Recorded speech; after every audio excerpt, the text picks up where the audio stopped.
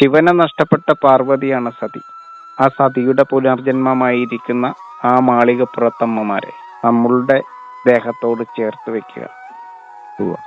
ഏറ്റവും നല്ല പ്രണയ മന്ത്രം ഏതാന്ന് ചോദിച്ചാൽ അത് ഞാൻ എപ്പോഴും പറയും,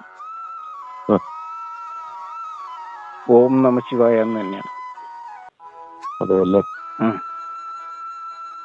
ശിവനെ പോലെ ഇത്രയും പ്രണയ സ്വരൂപനായിട്ടുള്ള ഒരു ദേവതാ സങ്കല്പം, ഭാര്യയെ പാതിമയായി ചേർത്ത് വെക്കുന്ന, ആ നാഗവട താലിയെ കഴുത്തിൽ അണിയിച്ചു കൊടുക്കുന്ന ആ ശിവൻ തന്നെയായിരിക്കണം.